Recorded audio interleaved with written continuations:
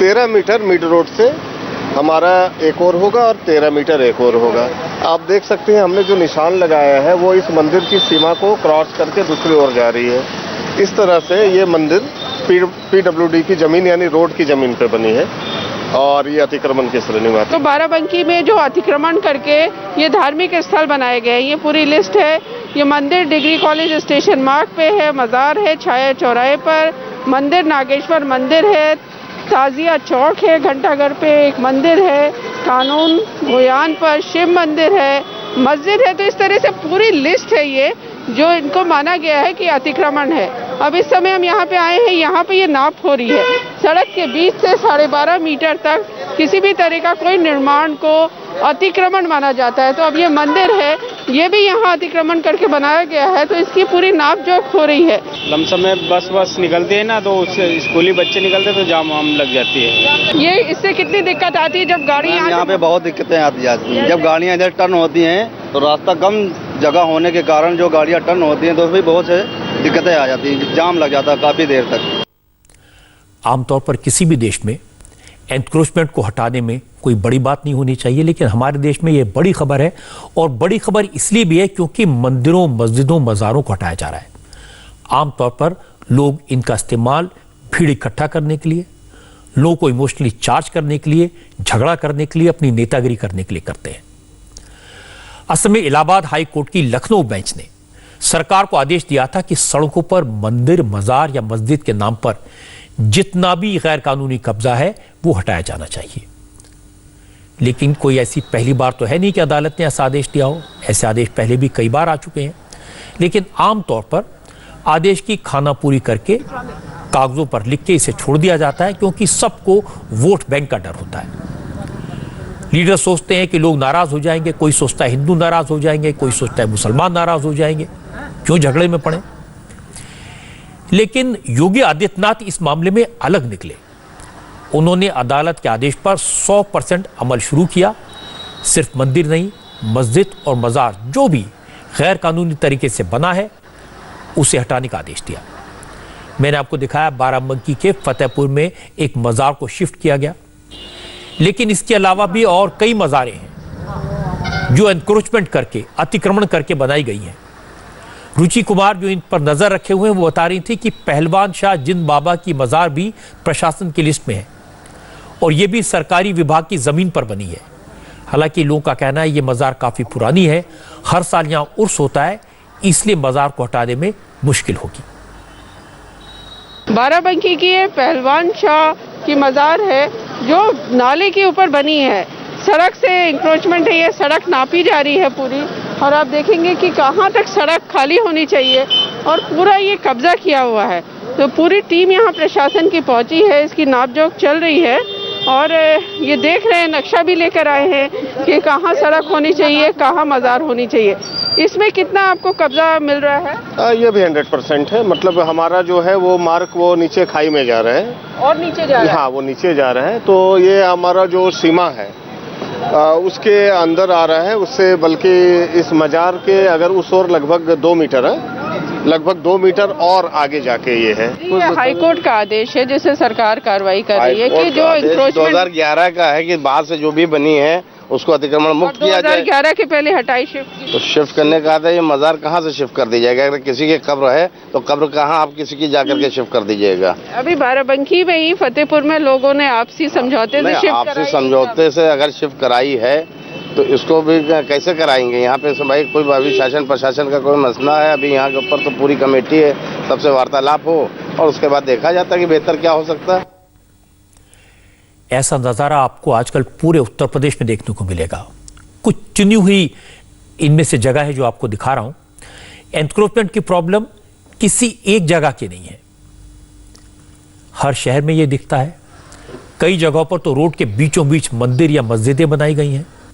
जरा सोचिए, अकेले लखनऊ और बाराबंकी में ही 330 से ज्यादा ऐसे मंदिर या मज़ार हैं जो गैर कानूनी तरीके से बने हैं।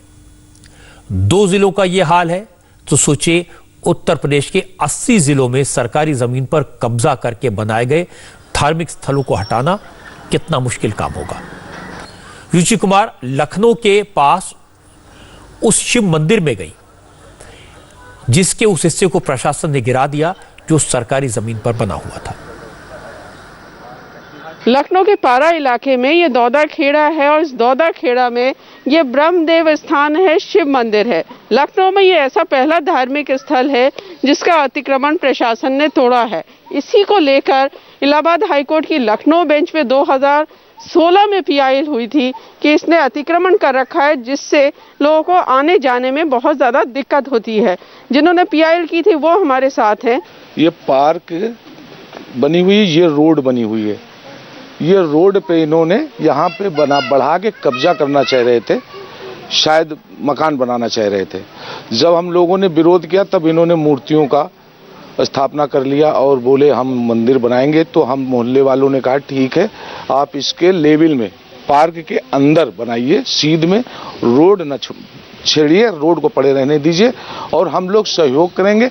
उनके पास 150 लड़के होते थे, उनको बुला करके उन्होंने जबरदस्ती इसका निर्माण करा लिया।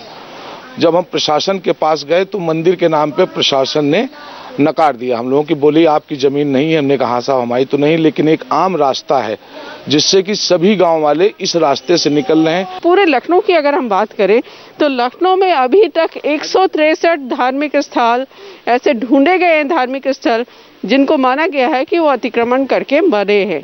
अब प्रशासन के लिए बड़ा टास्क है क्योंकि अगर 2011 के पहले के अतिक्रमण है तो उनको शिफ्ट कराना होगा और 2011 के बाद के अतिक्रमण है तो उनको हटाया जाएगा। सरकारी जमीन पर, सड़क पर, पार्क पर कब्जा करके मंदिर बनाना, मजार बनाना, मस्जिद बनाना बड़ी आम बात है क्योंकि बनाने वाले जानते हैं इसे कोई छेड़ेगा नहीं। लखनऊ की आबादी करीब 37 लाख है। यहां पर कई जगह सड़कें बन रही हैं, रोड कंस्ट्रक्शन का काम हो रहा है, कुछ जगह काफी कंजेस्टेड है। रुचि कुमार लखनऊ में उन इलाकों में पहुंची जहां काफी रश रहता है, लेकिन ट्रैफिक जाम की वजह सिर्फ गाड़ियां नहीं हैं बल्कि वो गैर कानूनी रिलीजियस प्लेसेस हैं जो सरकारी जमीन पर कब्जा करके सड़क के ऊपर बना दिए गए।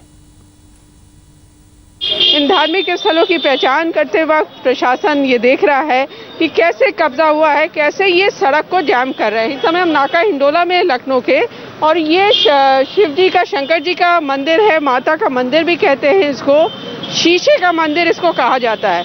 ये सड़क अंदर जो जा रही है बहुत भीड़ वाला बाजार है ये, और बीचों बीच ये मंदिर बना हुआ है और इसकी वजह से यहाँ पे बहुत ज़्यादा ट्रैफिक जैम की समस्या है। ये सामने जो सड़क आ रही है ये चारबाग स्टेशन से आ रही है और इधर नाका हिंडोला की क्रॉसिंग है। इसके बिल्कुल बीच सड़क में ये मंदिर बनाया गया है और यहाँ के जो लोग हैं, आप यहीं रहते हैं, जैसे ये मंदिर बिल्कुल बीच में बना है, इससे ट्रैफिक जैम होता है। हाँ जी, बहुत भीड़ हो जाती है। नहीं, कभी कुछ शाम के टाइम भी होता है। मंदिर हो या मस्जिद हो या गुरुद्वारा हो या गिरजाघर हो, जो रास्ते पे है और इंसानों को लोगों को, आवाम को दिक्कत होती है तो उसको तोड़ना कोई गलत नहीं है। लखनऊ का ये सबसे ज़्यादा भीड़ वाला बाजार है अमीनाबाद। पूरे दिन यहाँ पे बहुत ज़्यादा लोग खरीदारी करने आते हैं, बहुत भीड़ रहती है, लेकिन इसी अमीनाबाद में बिल्कुल सड़क के एक तरह से बीच में ये मज़ार बनी हुई है, जिसकी वजह से देखिए इस तरह का जाम लगता है क्योंकि ये सड़क यहाँ से एक तरह से बंद हो जाती है। बहुत लंबा लंबा दूर दूर तक गाड़ियों की यहाँ कतार लग जाती है। ट्रैफिक पुलिस को काफ़ी ज़्यादा दिक्कतों का सामना करना पड़ता है। अमीनाबाद बहुत सारे लोग अपनी गाड़ी भी लेके इसीलिए नहीं आते हैं कि यहाँ बहुत ज़्यादा भीड़ है। जितने भी पब्लिक प्लेस हैं वहाँ पर इस टाइप के, चाहे वो जिस भी धर्म के हों, जिस भी रिलीजियस के हों, इस टाइप के जो हमारे जो आस्था है उनको हटाकर दूसरे स्थान पर किया जाना चाहिए। लखनऊ की हालत तो बहुत ही दयनीय है। मंदिर, मस्जिद, मजार जब बन जाते हैं तो जो अदालत के ऑर्डर होते हैं उनकी भी कोई परवाह नहीं करता। मैं आपको याद दिलाता हूं, सरकारी जमीन पर कब्जा करके धार्मिक स्थलों को हटाने का आदेश तो 2009 में सुप्रीम कोर्ट ने दिया था और इसके बाद 2016 में इलाहाबाद हाई कोर्ट ने कब्जा करके बने मंदिर, मस्जिद और मजारों को हटाने का आदेश दिया था। बड़ा साफ आदेश था, लेकिन अदालत के आदेश का पालन किसी ने नहीं किया। अब हाई कोर्ट ने एक बार फिर 24 फरवरी को ऐसे अतिक्रमण हटाने का आदेश दिया। योगी आदित्यनाथ ने अफसरों से कहा सख्ती से इस आदेश का पालन किया जाए, हिदायत दी। और इसके बाद यूपी के चीफ सेक्रेटरी ने सभी कमिश्नर्स को, सभी पुलिस आईजी को, डीआईजीज को, सभी जिलों के डीएम्स को, एसएसपीज को और एसपीज को चिट्ठी लिखी। कहा गया अवैध निर्माण के खिलाफ एक्शन लिया जाए। अफसरों ने क्या एक्शन लिया, एनक्रोचमेंट कब तक खाली होगा, हटाया जाएगा या शिफ्ट होगा, इसकी रिपोर्ट भेजनी होगी। वैसे लखनऊ, बाराबंकी के अलावा सीतापुर में उन जगहों की पहचान की जा रही है, उन मंदिरों और मज़ारों की पहचान हो रही है जो रोड के बीचों बीच बने हुए हैं। इसी तरह गाजियाबाद में भी कई ऐसी जगह आइडेंटिफाई की गई हैं। गाजियाबाद के लोनी में दिल्ली मेरठ हाईवे पर तो बीच सड़क में एनक्रोचमेंट है, कहीं मंदिर है, कहीं मज़ार है। इसकी वजह से पूरा ट्रैफिक डाइवर्ट करना पड़ता है। हमारे संवाददाता संजय शाह एक मज़ार के पास पहुंचे। उन्होंने देखा मज़ार की हालत ऐसी है कि कई महीनों से वहां कोई आया नहीं, लेकिन लोगों का कहना है कि मज़ार तो पहले पीछे ही थी, क्योंकि सड़क चौड़ी हो गई इसलिए मज़ार बीचों बीच रास्ते में आ गई। मैं इस वक्त गाजियाबाद के लोनी इलाके में हूं और लोनी तिराहे के पास ये एक मज़ार है जो एकदम सड़क के बीचों बीच आ गई है मज़ार। हालांकि यहाँ के स्थानीय लोगों का ये कहना है कि बहुत पुरानी मज़ार है, तब यहाँ पर सड़क नहीं हुआ करती थी, लेकिन अब सड़क बन गई, सड़क का चौड़ीकरण कर दिया गया तो ये मज़ार अब सड़क के बीचों बीच आ गई है। देख सकते हैं तस्वीरों में कि दूसरी तरफ दुकान है और बीच में ये सड़क है और बीच में ये मज़ार है, जिसकी वजह से अक्सर यहाँ पर जो ट्रैफिक जाम भी लगता है, लोगों को परेशानी होती है। ये मज़ार मुबारक का ये बोर्ड भी यहाँ पर लगाया गया है यहाँ पर, और ये मज़ार आप देख सकते हैं कि इतनी ही हालत में लंबे समय से है।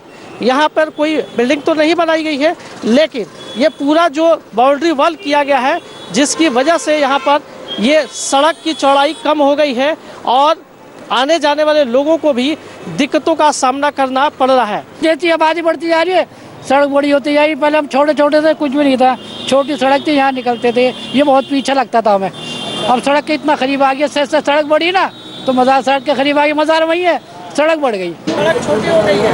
हाँ जी, सड़क छोटी हो गई सर। हटना चाहिए कि नहीं? नहीं जी, ये तो पहले बना हुआ है जी, ये तो 40 साल तो मुझे हो गए यहाँ पे।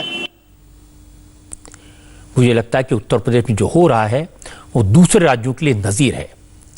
योगी आदित्यनाथ ने जो किया वो हिम्मत का काम है, क्योंकि कोई भी नेता न हिंदुओं को नाराज करने का जोखिम उठाता है न मुसलमानों को। चुनाव जीतने के लिए तो दोनों के वोट चाहिए। मंदिर के टूटने से हिंदू नाराज हो सकते हैं, मजार या मस्जिद टूटने से मुसलमान नाराज हो सकते हैं, लेकिन योगी ने नाराजगी की चिंता करने के बजाय आम लोगों की सहूलियत को ध्यान में रखा। और हर शहर की यह बड़ी प्रॉब्लम है, कहीं प्लेटफॉर्म पर मजार बनी है, कहीं चौराहे पर बीचों बीच मंदिर बना है, जहां जिसके मन में आता है वो एक मूर्ति रखकर चला जाता है, लिख देता है ये प्राचीन मंदिर है, और उसके बाद उसे वहां से कोई हटाता नहीं। सरकारी जमीन पर कब्जा करने का यह सबसे अच्छा और आसान तरीका है। मैं हाल का उदाहरण आपको देता हूं। दिल्ली के चांदनी चौक में 20 सड़क पर बने हनुमान मंदिर को अदालत के आदेश पर हटाया गया। इस मुद्दे पर खूब सियासत हुई। इसके कुछ दिन बाद आधी रात के वक्त मंदिर नुमा स्टील के फ्रेम को सड़क पर रखकर फिर से मूर्ति रख दी गई। पूजा पाठ शुरू हो गया, और बड़ी बात है कि वहां बीजेपी के नेता भी राम नाम का जप करने पहुंचे और आम आदमी पार्टी के नेता भी हनुमान चालीसा पढ़ रहे थे, और कांग्रेस के नेता मूर्तियों को साष्टांग प्रणाम करते नजर आए। तीनों पार्टियों के नेताओं ने यह सोचा कि भक्त नाराज ना हो जाएं। इसीलिए मैंने कहा कि योगी ने जो काम किया वो हिम्मत का काम है और इसको सपोर्ट करना चाहिए। यह काम जिसमें मंदिरों को गिराना हो, योगी के लिए आसान नहीं है। योगी की छवि एक राम भक्त की है। वो अपने समर्थकों को कट्टर हिंदू दिखते हैं। आज भी वो चुनावी कैंपेन में राम भक्त के रूप में दिखाई दिए।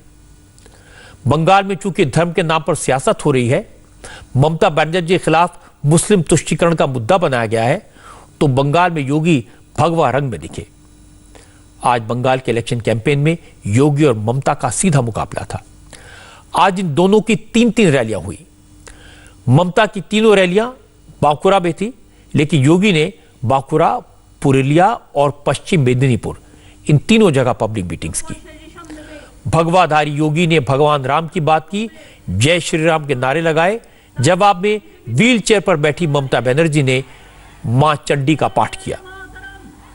योगी ने बंगाल में बीजेपी के 130 कार्यकर्ताओं के सियासी हत्या का मुद्दा उठाया। तृणमूल कांग्रेस की गुंडागर्दी याद दिलाई, तो जवाब में ममता ने कहा कि गुंडागर्दी तो बीजेपी कर रही है, उनके पैर पर चढ़ा प्लास्टर इसका सबूत है। क्योंकि बीजेपी के नेता अपनी हर रैली में ममता पर मुसलमानों के अपीजमेंट का इल्जाम लगाते हैं, इसलिए अब ममता खुद को पक्का हिंदू साबित करने में लगी है। आज भी ममता ने बांकुरा की रैली में धार्मिक नारे लगाए और मंत्रोच्चारण किया, दुर्गा मंत्र पढ़ा। বাঁকুড়ার মা বোনেরা খুব ধর্মপ্রিয়, সবসময় হরে কৃষ্ণ হরে হরে, তৃণমূল ঘরে ঘরে অথবা হরে রাম আপনারা করেন। অনেক তুলসী তলায় পুজো করেন, আপনারা শঙ্খ বাজান, আপনারা উলুধ্বনি দেন, কেউ বা আজানের ধ্বনি দেন, কেউ বা শিব মন্দিরে যান, কেউ বা দুর্গা মন্দিরে যান, কেউ বা কালী মন্দিরে যান। আমি মায়ের কাছে প্রার্থনা করব আপনারা সবাই ভালো থাকুন।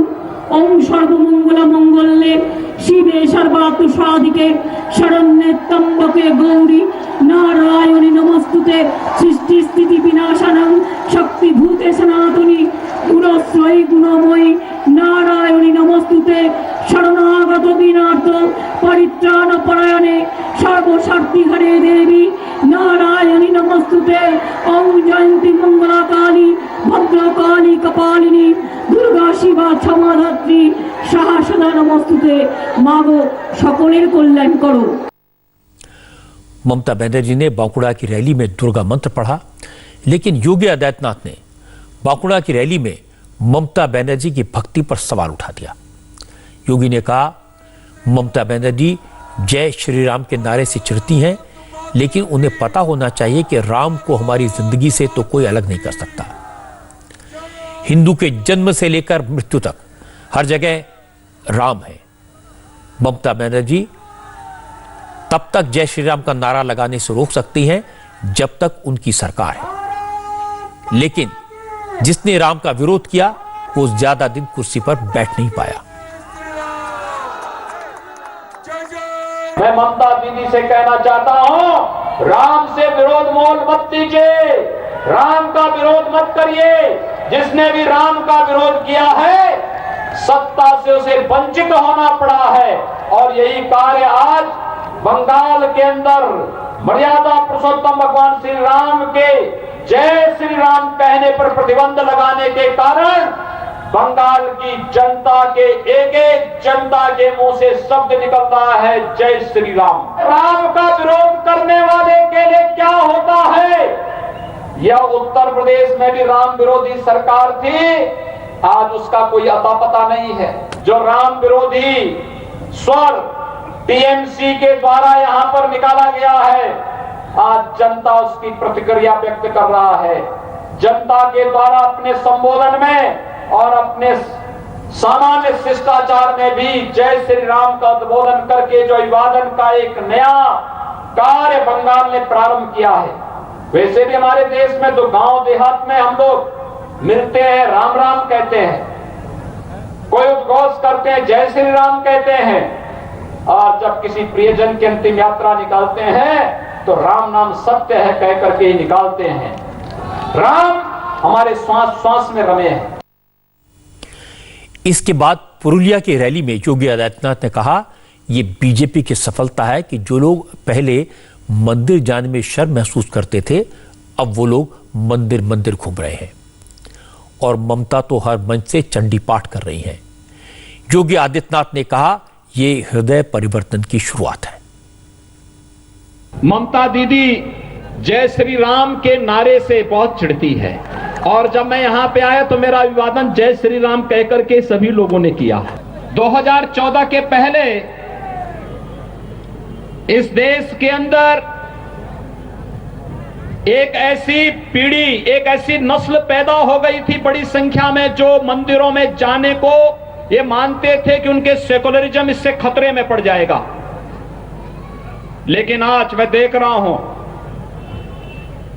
ममता दीदी भी अब मंदिर में जाकर के चंडी पाठ कर रही है। ये परिवर्तन है ना, ये है नया भारत। हर व्यक्ति को भगवान की शरण में जाना ही पड़ेगा। वैसे कांग्रेस के नेता राहुल जी भी चुनाव के समय मंदिर मंदिर जाते हैं और एक जगह तो मंदिर में ऐसे बैठ गए कि उनको पुजारी को टोकना पड़ा, कह रहे ये मंदिर है, आसन ठीक ढंग से बैठिए। वो ऐसे बैठ रहे थे जैसे कोई नमाज पढ़ने के लिए बैठता है। पुजारी को समझाना पड़ा, कहा भाई ये मंदिर है, पवित्र स्थान है और यहां की पवित्रता और यहां की मर्यादा का ख्याल रखो। लेकिन कम से कम सबका साथ सबके विकास के मोदी जी के मंत्र ने गरीबों को मकान भी दिया, विद्युत कनेक्शन भी दिया, स्वास्थ्य की सुविधा भी दी, किसानों को किसान सम्मान निधि भी देश के अंदर दिया और सभी लोगों को आपकी आस्था का सम्मान करने के लिए भी मजबूर कर दिया है कि आज कोई चंडी का पाठ कर रहा है, कोई मंदिरों में जाकर के दर्शन करने के लिए मजबूर हो रहा है। ये सबसे बड़ी वैचारिक विजय हम सबकी है। आज बंगाल में बीजेपी अध्यक्ष जेपी नड्डा ने भी ममता बनर्जी के चंडी पाठ पर कमेंट किया। नड्डा ने कहा कि ममता चंडी पाठ करती हैं, अच्छी बात है, लेकिन उन्हें मां दुर्गा की, मां काली की याद थोड़ी देर से आई। ममता जी चंडी पाठ कर रही हैं, अच्छी बात है, भगवान को याद करना चाहिए, लेकिन दुख में सुमिरन सब करे, सुख में करे न कोई। अगर दुख में सुख में करते तो बात अलग थी। अब तो ममता जी अब पछतावत हो तो क्या, जब चिड़िया चुग गई खेत। अब बात समाप्त है, शेष हो गए। 5 साल आपने क्या किया? दुर्गा पूजा का विसर्जन रोका। 5 साल आपने सरस्वती पूजा नहीं होने दी। आपने मुहर्रम में कोरोना के समय कर्फ्यू हटा दिया, अच्छी बात है, मुहर्रम में आपने किया, कोई दिक्कत की बात नहीं है। लेकिन जब अयोध्या का शिलान्यास आया तो क्यों कर्फ्यू लगा दिया? ये तुष्टीकरण नहीं चलेगा और ये तुष्टीकरण के खिलाफ बंगाल की जनता खड़ी हो गई है। बीजेपी कई दिन से ममता बनर्जी की तृणमूल कांग्रेस की गुंडागर्दी की बात करती रही है। आज ममता बनर्जी ने इस इल्जाम को उलट दिया, कहा बीजेपी पैसे के बल पर, गुंडागर्दी के बल पर बंगाल जीतना चाहती है। ममता ने कहा कि बीजेपी के लोग बाहर से आकर बंगाल में इन गुंडों की मदद से बंगाल की मां बहनों को पीटना चाहते हैं, उनको निपटना चाहते हैं। बंगाल की महिलाएं बीजेपी को जवाब देंगी। খেলাও হবে, জেতাও হবে। আর বিজেপি জেনে রেখো, এই রাজনৈতিক যুদ্ধে বাংলা জিতবে, দিল্লি হারবে। বাংলা জিতবে, বহিরাগত গুন্ডারা হারবে। বাংলা জিতবে। আমি যাবার আগে মা বোনেদের উপর সব ছেড়ে দিয়ে যাব। মা বোনেরা যেমন এই কদিন একটু রান্না বান্নাও করবেন, বহিরাগত গুন্ডারা আসলে আপনারা একটু দেখে রাখবেন চোখে চোখে। ছেলেরা পেছনে থাকবে, মেয়েরা সামনে থাকবে। আমি চাই এই নির্বাচনী যুদ্ধে মা বোনেরা সামনে থাক, তপশিলীরা সামনে থাক, আদিবাসীরা সামনে থাক, সংখ্যালঘুরা সামনে থাক, আমার সাধারণ মানুষের সামনে থাক। ममता बनर्जी ने कहा कि बंगाल की मां बेटियों को बीजेपी के गुंडों से निपटना है। जवाब में योगी आदित्यनाथ ने 130 बीजेपी कार्यकर्ताओं की हत्या की याद दिलाई। कहा गुंडागर्दी और अराजकता फैलाना तृणमूल कांग्रेस का चरित्र है, लेकिन अब यह ज्यादा दिन नहीं चलेगा। 2 मई के बाद बीजेपी की सरकार आएगी और ममता के गुंडों को सबक सिखाएगी। मैं जब मंच पर आया तो मुझे 3 शहीद परिवार, भारतीय जनता पार्टी के जो कार्यकर्ता, जिन्हें टीएमसी के परिवारों ने जिनकी हत्या कर दी थी, निर्मम हत्या कर दी थी, वे 3 परिवार इस मंच पर मेरे साथ यहां पर आए थे। टीएमसी की सरकार की गुंडागिर्दी और उनके मानवीय कृत्यों पर देख करके क्षोभ हो रहा था और तब मुझे लग रहा था कि अब इनके बहुत लंबे समय तक इनकी गुंडागिर्दी और इनकी अराजकता अब नहीं चल पाएगी। मात्र 45 दिन बाकी हैं। 2 मई के बाद टीएमसी की सरकार की विदाई सुनिश्चित है। भारतीय जनता पार्टी के उन कार्यकर्ताओं के परिवार से हैं जो लोग शहीद हुए हैं। यहां की अराजकता के खिलाफ लड़ते लड़ते जिन्होंने शहादत पाई है, भारतीय जनता पार्टी के उन कार्यकर्ताओं के परिवारों से हैं। आप देख रहे होंगे मोनिका कुमार क्या उम्र है, इस उम्र में उसे विधवा बना दिया गया। ये टीएमसी के गुंडे एक कानून को नहीं मानते। मैं आप सबका आह्वान करना चाहूंगा, बंगाल को टीएमसी, कांग्रेस और कम्युनिस्टों की गुंडागिर्दी का अड्डा नहीं बनने देना है और इसके लिए हमें एक बार फिर से अंगड़ाई लेनी पड़ेगी। जिस वक्त योगी आदित्यनाथ तृणमूल कांग्रेस की गुंडागर्दी की बात कर रहे थे, उसी वक्त पुरुलिया में ही बीजेपी के इलेक्शन कैंपेन में शामिल बस में तोड़फोड़ की गई। असल में बीजेपी ने आज ही बाबा साहब भीमराव अंबेडकर सम्मान यात्रा की शुरुआत की थी। इस यात्रा में शामिल बस पर कुछ लोगों ने पथराव कर दिया, बस के शीशे तोड़ दिए गए। इस घटना के बाद बीजेपी के कार्यकर्ताओं ने सड़क पर ही प्रोटेस्ट करना शुरू कर दिया। पुरुलिया के जिस स्पॉट पर यह बस टूटी थी, वहीं पर केंद्रीय मंत्री अर्जुन मुंडा थे और वो इस बात पर नाराज हो गए क्योंकि पश्चिम बंगाल की पुलिस ने टूटी हुई बस के साथ साथ बस के ड्राइवर को भी कस्टडी में ली थी। गाड़ी जा रही है, उस पर हमला कर रहा है लोग। सर ये तो अब जब कंप्लेंट होगी, इन्वेस्टिगेशन होगा तो सर पता जरूर चलेगा किसने तोड़ा क्यों। तो अभी क्या है? अभी सर ये हमारे जो ऑर्डर्स हैं सर, ड्राइवर प्रोटेक्टिव कस्टडी में चूकी है, हम एक सुमो तो कंप्लेंट करके गाड़ी को सीज करेंगे और ड्राइवर का मेडिकल क्यों करेंगे? ये सर हमको ऑर्डर ही मिलेगा। मतलब क्या है इस पर? ठीक है, ये हमला हो गया, हमारे ड्राइवर को आप कस्टडी में क्यों? वो तो प्रोटेक्टिव कस्टडी है। प्रोटेक्टिव कस्टडी मतलब क्या? प्रोटेक्टिव कस्टडी सर उसको वहाँ पे लिंचिंग होने का हमको अप्रेहेंशन था, इसलिए उसको हम लोगों ने। ये बंगाल की पुलिस है, जिस पर हमला हुआ उससे ही कस्टडी में ले लिया और कहा प्रोटेक्टिव कस्टडी है। जिन्होंने हमला किया उनका कुछ पता नहीं। बंगाल के चुनाव में इस वक्त 2 बड़े इशू हैं। एक तो है ममता बनर्जी की चोट, वो इसे बीजेपी का हमला बताती हैं, साजिश बताती हैं। उसी वक्त बीजेपी के नेता याद दिलाते हैं कि ममता को अपनी चोट का दर्द है, पर बीजेपी के उन 130 कार्यकर्ताओं की मौत का दर्द नहीं है जिन्हें बंगाल में मार डाला गया। ऐसे 3 परिवार आज योगी आदित्यनाथ की स्टेज पर मौजूद थे। दूसरा बड़ा सवाल है, क्या बीजेपी हिंदू वोटों को अपने पक्ष में पूरी तरह कंसोलिडेट कर पाएगी? ममता बनर्जी के पास मुस्लिम वोट तो पक्का है।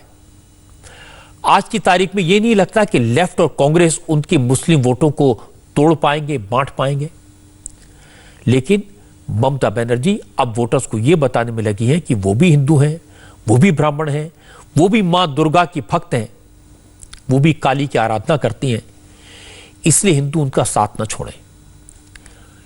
बीजेपी इस बात तो खुश है कि कम से कम उन्होंने ममता दीदी को चंडी पाठ करने पर मजबूर कर दिया। लेकिन अब बीजेपी के नेता वोटर्स को यह याद दिलाना चाहते हैं कि मुसलमान वोटों के चक्कर में ममता बनर्जी ने दुर्गा विसर्जन में बाधा डाली थी, हनुमान जयंती नहीं मनाने दी थी, इसलिए अब उनके हिंदुत्व पर भरोसा कैसे किया जाए। उत्तर प्रदेश में वक्फ बोर्ड के फॉर्मर चेयरमैन वसीम रिजवी की कब्र मुसलमानों ने क्यों तोड़ दी, यह मैं आपको बताऊंगा, लेकिन पहले 28 सेकंड का एक स्पॉन्सर मैसेज। आपने घर को प्रोटेक्ट नहीं किया? जी मैंने घर पे लैमिनेशन वाला पेंट लगवा दिया, Asian Paints Ultima protect. That's so smart. आपकी शादी इसी घर से होगी। लैमिनेशन वाला exterior paint Asian Paints Ultima Protect, बारिश, धूप और धूल को आने दो। अगली खबर से पहले एक बात आपको याद दिला दूं, काम की बात है। आप दुनिया के किसी भी कोने में हो, बड़ी आसानी से इंडिया टीवी देख सकते हैं। इसके लिए आपको इंडिया टीवी ऐप डाउनलोड करना होगा। तरीका बहुत आसान है, प्ले स्टोर पर या ऐप स्टोर में जाएं, इंडिया टीवी ऐप सर्च करें और इसे डाउनलोड करें। अब आप बड़े आराम से बिना किसी डिस्टरबेंस के बिल्कुल साफ साफ सारी खबरें एक साथ इंडिया टीवी पर देख सकते हैं, नॉन स्टॉप, कहीं भी कभी भी।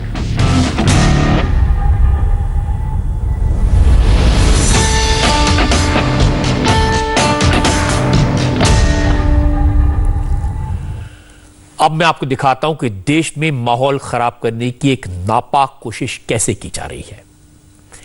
एक छोटी सी बात एक जरा सी चिंगारी के जरिए कैसे लपटें पैदा करने की ताकत रखती है, साजिश पैदा करती है। इस तरह की दो कोशिशें हुई। पहली शरारत तो शिया वक्फ बोर्ड के फॉर्मर चेयरमैन वसीम रिजवी ने की। उन्होंने कुरान शरीफ की कुछ आयतें हटाने की पिटीशन फाइल कर दी। जाहिर है इससे मुस्लिम भाई नाराज हो गए। वसीम रिजवी के खिलाफ प्रदर्शन शुरू हो गए। लखनऊ से लेकर हैदराबाद तक वसीम रिजवी के पोस्टर जलाए गए। उन्हें इस्लाम से खारिज करने की मांग हुई। लखनऊ के करबला कब्रिस्तान में वसीम रिजवी ने अपनी कब्र के लिए जो जमीन खरीदी है, जिस जगह पर अपने नाम का पत्थर लगवाया है, उस कब्र को तोड़ दिया गया। असल में वसीम रिजवी ने कुरान की 26 आयतों को हटाने के लिए सुप्रीम कोर्ट में पीआईएल दाखिल की है। वसीम रिजवी का कहना है कि कुरान शरीफ की ये 26 आयतें आतंकवाद को ग्लोरीफाई करती हैं, दहशतगर्दी सिखाती हैं, इसलिए इन्हें कुरान से निकाल देना चाहिए।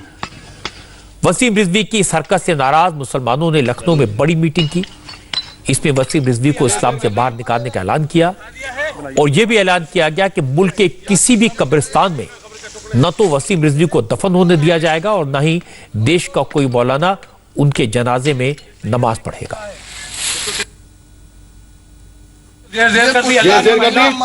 उसे दिखा दिया है।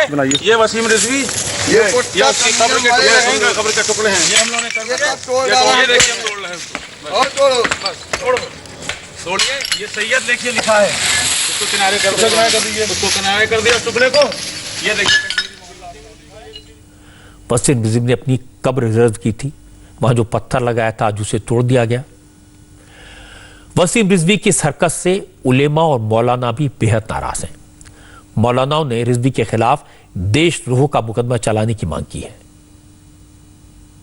इसको सजा मिलना चाहिए सुप्रीम कोर्ट से कि इसने पूरे हिंदुस्तान को जो है वो परेशान कर दिया, पूरे हिंदुस्तान में माहौल जो है खराब कर दिया इसने। लिहाजा इसके ऊपर दहशतगर्दी का मुकदमा चलना चाहिए, आतंकवाद का मुकदमा चलना चाहिए, देशद्रोह का मुकदमा चलना चाहिए। आज हम जब ऐलान करते हैं कि वसीम मुर्तद है और काफिर है, और साथ ही साथ ये ऐलान भी करते हैं कि हुजूर पाक अलैहिस्सलाम की जो हदीसें वाज़ेह तौर पर बयान की गई है, उनके बारे में जो इधर उधर की बातें करता है वो नासिबी है, मुनाफिक है, मुजरिम है। वो आज से नहीं, बहुत दिनों से परेशान कर रहा है लखनऊ वालों को खासकर। वसीम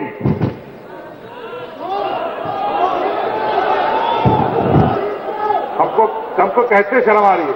वसीम चोर है, वसीम बदबख्त है, वसीम कमजर्फ है, वसीम कंजूस है, मक्खी जूस है, हर ऐब उसमें है, जलील है, खबीस है, मलऊन है, मनहूस है। वसीम रिजवी कोई दूध के धुले नहीं है। उन्हें न जिहाद से मतलब है, न वो आतंकवाद के खिलाफ हैं, न उन्हें इस्लाम की फिक्र है। वसीम रिजवी ने अपने पुराने कर्मों को छुपाने के लिए, अपनी गड़बड़ को से बचने के लिए इस तरह की हरकत की है और ऐसा उन्होंने पहली बार नहीं किया। पहले वो जय श्री राम का नारा लगाते थे। उस समय वसीम रिजवी को लगता था कि योगी आदित्यनाथ की सरकार है, बीजेपी की सरकार है, जय श्री राम के नारे लगाएंगे तो योगी खुश होंगे। उनके खिलाफ जो केस चल रहे हैं, वक्फ बोर्ड की प्रॉपर्टी के गबन की जो जांच हो रही है, वो खत्म हो जाएगी। लेकिन उन्हें कोई फायदा नहीं हुआ। सरकार से करप्शन के खिलाफ केसेस में कोई सपोर्ट नहीं मिला। तो अब उन्होंने इस्लाम के नाम पर कुरान की बेअदबी की बात करके माहौल को खराब करने की कोशिश की है। वसीम रिजवी की इस हरकत को माफ नहीं किया जा सकता। उन्होंने समाज को बांटने की, लोगों को भड़काने की कोशिश की है। मुझे लगता है जब कोर्ट में मामला आएगा तो अदालत भी वसीम रिजवी को अच्छा सबक सिखाएगी। आज देश के माहौल को खराब करने की एक और कोशिश हुई। सोशल मीडिया पर एक वीडियो वायरल किया गया।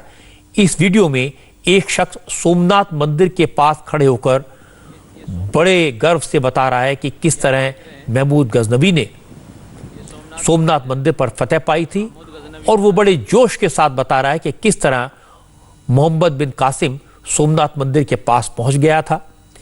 ये शख्स मुसलमानों से अपील कर रहा है कि वो इस इतिहास को याद रखें, आने वाली नस्लों को भी पढ़ाएं कि किस तरह महमूद गजनवी और मोहम्मद बिन कासिम ने हिंदुस्तान पर फतह पाई थी, और ये दुआ करें कि मुसलमान इसी तरह फिर पूरी दुनिया पर छा जाएं। बिस्मिल्लाहिर्रहमानिर्रहीम। आज हम आए हैं सोमनाथ, जो गुजरात के अंदर होता है, और कभी जिसे महमूद गजनवी और मोहम्मद इब्न कासिम ने फतह किया था। आप ये देख सकते हैं, सामने ही मंदिर नज़र आ रहा है। ये सोमनाथ मंदिर है, जिसे महमूद गजनवी की तारीख़ जो आप पढ़ते हैं आप हज़रात, और पढ़नी चाहिए हमें। मोहम्मद इब्न कासिम, अल्लाह के शुक्र है कि मुसलमानों की जो तारीख़ है वो रोशन तारीख़ है। हमें किसी भी एतबार से न दबने की न झुकने की किसी भी एतबार से नहीं है। अल्हम्दुलिल्लाह हमारे असलाफ़ ने बड़े नुमाया कारनामे अंजाम दिए थे। हमें चाहिए कि हम उन कारनामों को ख़ुद भी पढ़ें और दूसरों को भी उसको पढ़ाएं और दिखाएं कि हमारे कारनामे अल्हम्दुलिल्लाह रोशन बाब के अंदर लिखे हुए हैं। अब ज़रूरत है कि ये जो नस्ल इस वक्त में नस्ल नौ चल रही है, ये भी अपने असलाफ़ के, अपने आबा व अजदाद के वो तारीख़ी कारनामे, जिस तरीके से मोहम्मद इब्न कासिम ने दरिया को पार किया और पूरे हिंदुस्तान को फतह किया, और इसी तरह महमूद गजनवी ने बड़ा काम किया है। तो अल्लाह के एहसान है, तमाम के तमाम अल्लाह के वली थे, इसमें कोई शक नहीं है।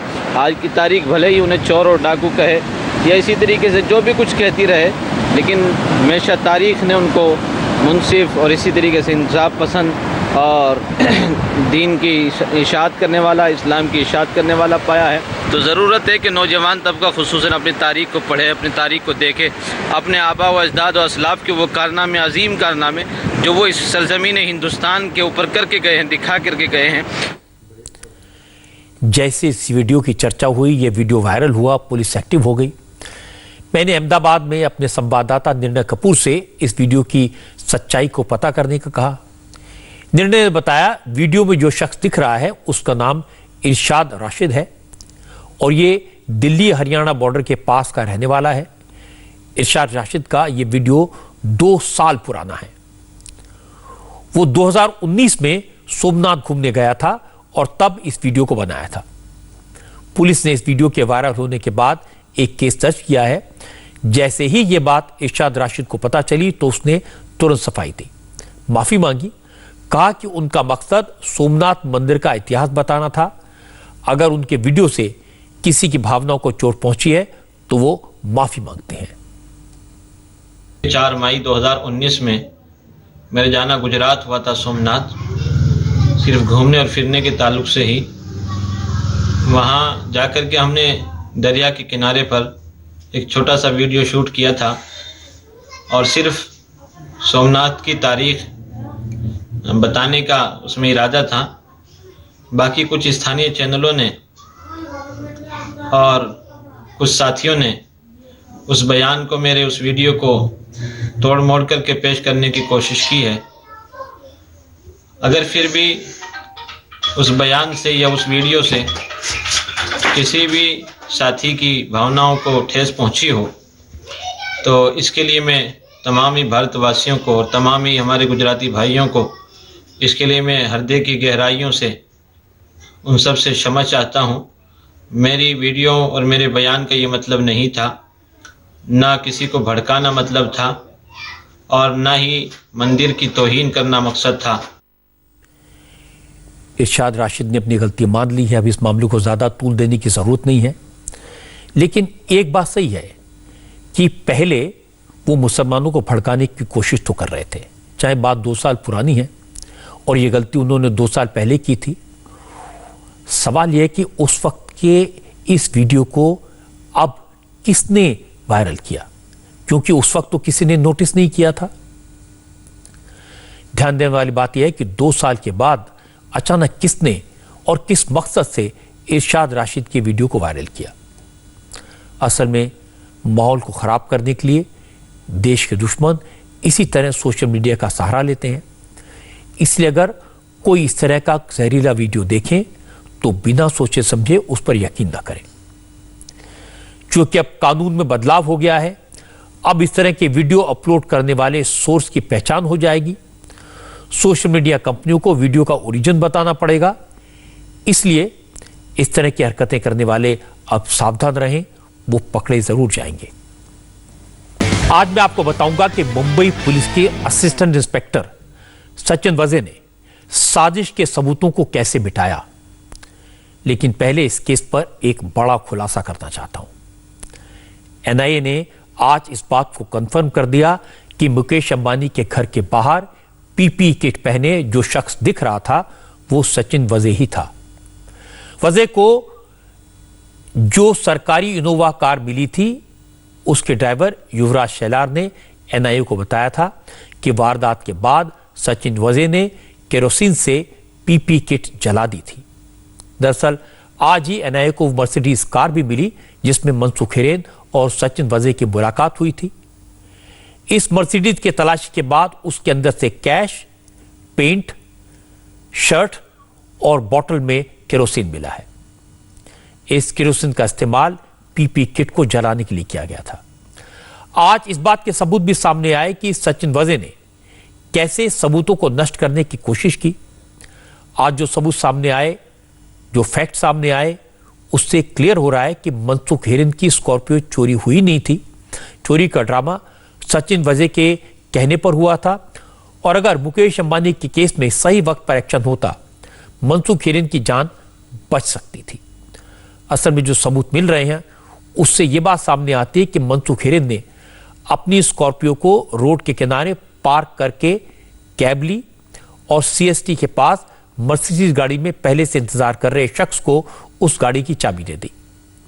मनसुख हिरेन को गाड़ी की चाबी देते हुए कैब के ड्राइवर ने देखा था। यह बात उस कैब ड्राइवर ने एनआईए को बताई है और इसके बाद एनआईए ने आज वो मर्सिडीज भी बरामद कर ली। और हैरानी की बात यह कि उस मर्सिडीज में सचिन वजे के होने की पुष्टि हुई। दूसरा खुलासा यह हुआ कि जब 18 फरवरी को मनसुख हिरेन ने स्कॉर्पियो चोरी होने की रिपोर्ट दर्ज करवाई थी तो सचिन वजे ने विक्रोली पुलिस को फोन करके गाड़ी चोरी की जांच रोकने को कहा था। इससे भी बड़ी बात यह है कि मनसुख हिरेन की स्कॉर्पियो सचिन वजे ने छुपाई नहीं थी, बल्कि वो जिस साकेत सोसाइटी में रहता है उसी सोसाइटी में पार्क कर दी थी। 8 दिन तक स्कॉर्पियो वहीं खड़ी रही। जब 25 फरवरी को स्कॉर्पियो में बारूद भरकर मुकेश अंबानी के घर के बाहर खड़ा कर दिया गया, उसके 2 दिन के बाद 27 फरवरी को सचिन वजे ने क्राइम इंटेलिजेंस यूनिट के दूसरे असिस्टेंट इंस्पेक्टर रियाज काजी और दूसरे पुलिस वालों को भेजकर अपनी ही सोसाइटी का सारा सीसीटीवी फुटेज जब्त करवा लिया। सचिन वजे की सोसाइटी की वो जगह ऐसी है जहां पर 51 सीसीटीवी कैमरे हैं। सारे के सारे कैमरों का डीवीआर सचिन वजे ने जांच के नाम पर मंगवा लिया, लेकिन इसे कहीं भी रिकॉर्ड में नहीं आने दिया। यह सबूत नष्ट करने का दूसरा प्रूफ है। आज सचिन वजे के ऑफिस में एनआईए ने रेड की, वो डीवीआर बरामद कर लिया, लेकिन इस डीवीआर को करप्ट कर दिया गया है। इसी तरह सचिन वजे ने 25 फरवरी की रात में जब मुकेश अंबानी के घर के पास जिलेटिन से भरी स्कॉर्पियो पार्क की थी, उसके साथ एक इनोवा भी थी। ये इनोवा सचिन वजे इस्तेमाल करता था। ये इनोवा गाड़ी आधी रात को सचिन वजे ने कमिश्नर ऑफिस से निकलवाई, फिर इसे वापस भेज दिया और इस गाड़ी की एग्जिट और एंट्री रजिस्टर नहीं होने दी और 1 दिन के बाद इस गाड़ी को गैराज में भेज दिया। यह सबूत नष्ट करने का तीसरा प्रूफ था।